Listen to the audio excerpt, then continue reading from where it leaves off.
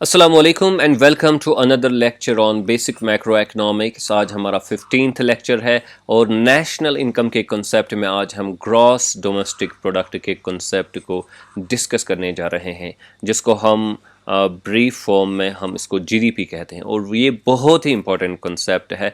जो एक इकॉनमी की परफॉर्मेंस है वो जीडीपी के ज़रिए से मेजर की जाती है, और जो एक इकॉनमी की जो फंक्शनिंग है या जो एक इकोनॉमिक एनालिसिस होती है उसमें भी जीडीपी और इसके कंपोनेंट्स का बहुत ही इम्पोर्टेंट रोल होता है, जिस तरीके से मैक्रो इकोनॉमिक्स इवॉल्व हुई है over the period of time. तो इसलिए ग्रॉस डोमेस्टिक प्रोडक्ट को समझना हमारे लिए बहुत ही ज़रूरी है।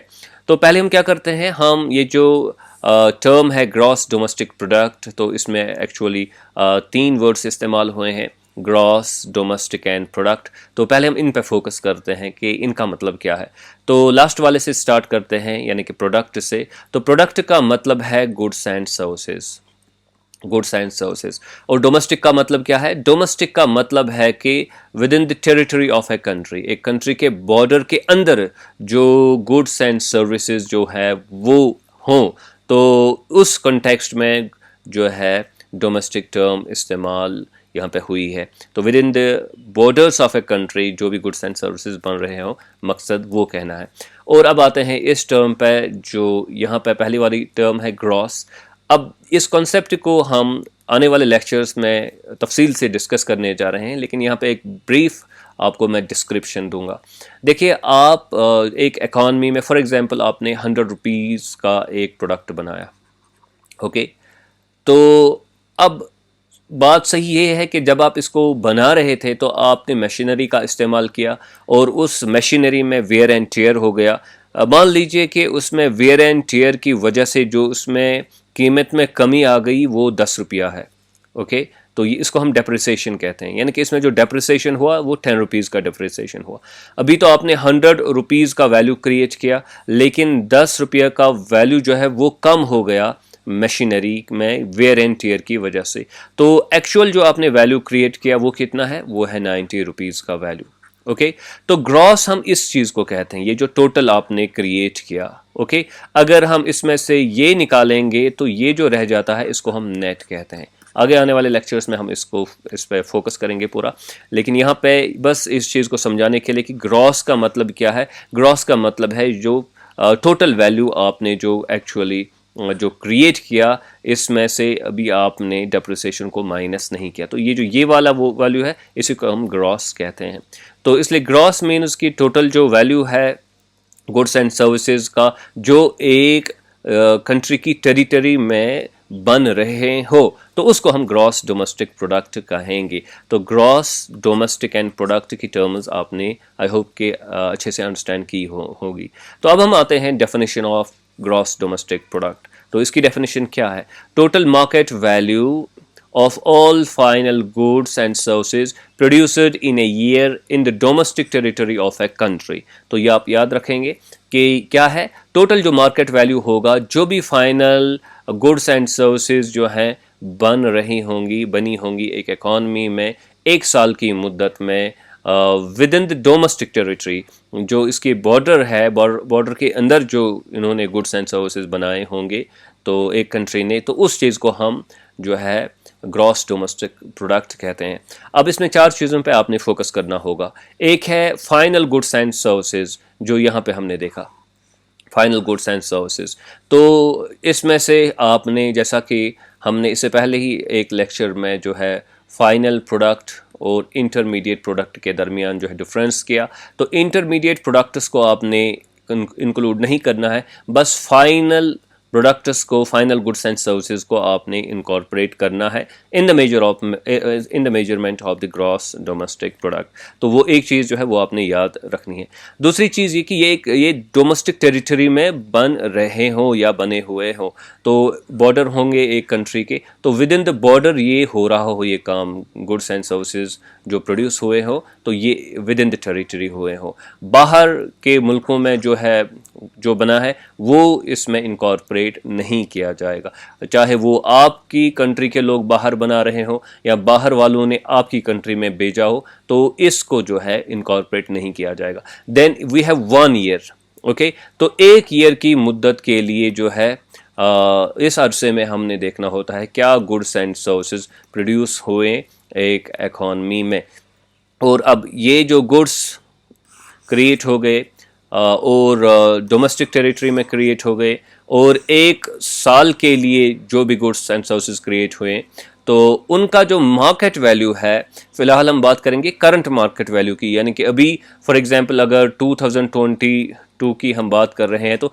2022 में जो भी गुड्स एंड सर्विसेज बने, ओके, तो उनका हम देखेंगे कि टोटल मार्केट वैल्यू आज के हिसाब से क्या है, तो उस हिसाब से देखेंगे कि कितने गुड्स एंड सर्विसेज बने हैं, तो उस चीज़ को हम ग्रॉस डोमेस्टिक प्रोडक्ट कहेंगे। आई होप कि आपने अच्छे से अंडरस्टैंड किया होगा कि ये है market value, total market value of all final goods and services produced in a year in domestic territory of a country। इसमें फाइनल गुड्स होने चाहिए, डोमेस्टिक टेरिटरी होनी चाहिए, 1 साल का अरसा होना चाहिए, और मार्केट वैल्यू आपने निकालना होता है जो भी गुड्स एंड सर्विसेज आपने अपनी डोमेस्टिक टेरिटरी में 1 साल के लिए बनाए।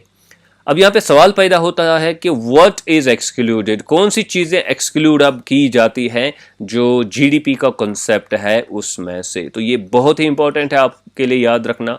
देखिए, इसमें से वो चीज़ें एक्सक्लूड की जाती हैं जो इसमें मेजर नहीं की जाती हैं, इंक्लूड नहीं की जाती हैं। उनमें से एक है नॉन इकोनॉमिक गुड्स, जो आपको इसके बारे में भी इससे पहले हमारा एक लेक्चर जो हमने जो है अपलोड किया है, वहाँ पे इसको आप देख सकते हैं। तो नॉन इकोनॉमिक गुड्स वो होते हैं जो मार्केट के मकसद के लिए बनाए नहीं जाते हैं, जैसे कि आपकी माँ आपको खाना देती है घर में, तो दैट उसका मकसद ये नहीं होता है कि उसको पैसे मिले, प्रॉफिट मिले वगैरह, तो ये इस जैसी चीज़ों को इनकॉर्पोरेट नहीं किया जाता है जीडीपी में। इसी तरह इंटरमीडिएट गुड्स, यानी कि जो गुड्स जो हैं जो फाइनल प्रोडक्ट बनाने के लिए बीच में इस्तेमाल हो रहे हो as raw material, as components, तो उनको भी इंक्लूड नहीं किया जाता है, वो भी एक्सक्लूड किए जाते हैं जीडीपी के कॉन्सेप्ट से। इसी तरह ट्रांसफ़र पेमेंट, अगर आप किसी को जो है खैरात देंगे, हाँ गिफ्ट देंगे या खैरात देंगे 1000 रुपीज़, तो इस 1000 रुपी को जो है इनकॉर्पोरेट नहीं किया जाएगा in the measurement of GDP. इसी तरह अंडरग्राउंड या इलीगल एक्टिविटीज़ जैसे स्मगलिंग है, स्मगलिंग वगैरह है, या डकैती वगैरह का माल है, तो इन सब चीज़ों को भी इनकॉर्पोरेट नहीं किया जाता है जीडीपी के कॉन्सेप्ट में। इसी तरह जो गुड्स अब बॉर्डर से बाहर बन रहे हो, ठीक है, बॉर्डर से बाहर बन रहे हैं, वो चाहे आपके मुल्क में आए या आपके मुल्क के लोग उनको वहाँ पे बना रहे हैं, तो इनको आपके जीडीपी में, ये डोमेस्टिक कंट्री के जीडीपी में इनको इनकॉर्पोरेट नहीं किया जाएगा। और फाइनली वो चीज़ें जो ऑलरेडी सेल हुई हो एक बार, अब वो नेक्स्ट ईयर जो है दोबारा सेल हो जाएंगी as second hand product for example, तो उनको भी जीडीपी के कॉन्सेप्ट में इनकॉर्पोरेट नहीं किया जाता है। तो ये चीज़ें हैं 1 2 3 4 5 6, तो जो ये आपने याद रखनी है कि ये चीज़ें जीडीपी के मेजरमेंट में इनको इंक्लूड नहीं किया जाता है। अब एक और इम्पॉर्टेंट चीज़ जो आपने यहाँ पे याद रखनी है कि what are the components of GDP, okay. तो ये चीज़ आप इस तरीके से आसानी से समझ सकते हैं कि हमने क्या बनाया, गुड्स एंड सर्विसेज एक इकॉनमी में, राइट। और अब हम ये देखेंगे कि ये गुड्स एंड सर्विसेज कहाँ जाते हैं। तो in terms of the where they are consumed or who uses these goods and services, हम components देख सकते हैं जीडीपी के, ओके। तो कुछ गुड्स एंड सर्विसेज जो है वो इस्तेमाल होते हैं कंज्यूमर्स की तरफ से, ओके। तो value of final goods consumed by consumers, okay, तो उसके लिए हम सी कहेंगे। तो ये सी है यहाँ पे, यानी कि जीडीपी का एक हिस्सा जो है वो सी है, वो गुड्स एंड सर्विसेज जो कंज्यूम किए किसने, कंज्यूमर्स ने कंज्यूम किए अपनी ज़ाती मकसद के लिए। तो ये एक कंपोनेंट है इसका। दूसरा कंपोनेंट है जिसको हम कहते हैं ग्रॉस प्राइवेट इन्वेस्टमेंट, तो ये आई का कंपोनेंट। अब इसमें क्या आता है, इसमें दो चीज़ें आती हैं। एक आता है कि जो नई मशीनरी प्रोड्यूस हुई, जो नई मशीनरी प्रोड्यूस हुई या कैपिटल गुड्स प्रोड्यूस हुए या बिल्डिंग्स प्रोड्यूस हुई बिजनेस पर्पज़ के लिए, तो उनको जो है इनकॉर्पोरेट किया जाएगा ग्रॉस प्राइवेट इन्वेस्टमेंट में। इसी तरह जो इन्वेंट्रीज में जो इजाफा होगा, इन्वेंट्रीज का मतलब है स्टॉक में जो इजाफा होगा एक बिजनेस पर्सन के, तो उसको भी एज इन्वेस्टमेंट जो है वो इंक्लूड किया जाएगा। तो ये बता सकते हैं हम कि जो कुछ गुड्स एंड सर्विसेज बनते हैं वो बिजनेस सेक्टर खुद इस्तेमाल करता है दो तरीकों से, या तो in the form of new machinery या बिल्डिंग्स या प्लांट वगैरह, तो इस शक्ल में उसको इस्तेमाल करते हैं, या फिर जो बन गए तो इस साल लेकिन वो इन्होंने इनकॉर्पोरेट किए अपने स्टॉक में, यानी कि इन्वेंट्रीज में जो है इनकॉर्पोरेट किए, जिसको हम ग्रॉस प्राइवेट इन्वेस्टमेंट कहते हैं, दोनों चीज़ों को। तो ये दूसरा कंपोनेंट है, ये दूसरा जो है एंड है ये गुड्स एंड सर्विसेज के कंजप्शन का या इनके इस्तेमाल का। तीसरा है परचेजेस बाय द गवर्नमेंट की परचेजेस, यानी कि कुछ गुड्स एंड सर्विसेज जो मार्केट में बिजनेस सेक्टर की तरफ से प्रोड्यूस हो रही हैं तो उनको कंज्यूम करने वाला कौन है? गवर्नमेंट उनको इस्तेमाल करने वाला है। तो यहाँ पे इसलिए जी जो है और एक ये भी कंपोनेंट हमारा बनता है। और फाइनली हमारा आता है एक्सपोर्ट्स माइनस इंपोर्ट्स, यानी कुछ चीज़ें हमारी कंट्री में बनती हैं वो बाहर चली जाती हैं और बाहर से आती हैं वो हमारी कंट्री में आ जाती हैं। तो हमने क्या करना होता है, हम इनका नेट निकालते हैं, यानी कि एक्सपोर्ट्स माइनस इंपोर्ट्स का वैल्यू हम निकालते हैं। तो इस तरीके से ये और एक कंपोनेंट बनता है हमारे गुड्स एंड सर्विसेज के यूज़ का। तो ये चार कंपोनेंट्स होते हैं हमारे जीडीपी के जो बहुत ही इम्पोर्टेंट है, और इनमें जो तब्दीली आती है उसी के ज़रिए से हमारी जीडीपी में जो ग्रोथ है वो हो जाती है, हमारी इकॉनमी की स्ट्रेंथ जो है वो बढ़ जाती है या कमज़ोर हो जाती है। तो वो इन कंपोनेंट्स की बुनियाद पर हम उस चीज़ को एक्सप्लेन करते हैं।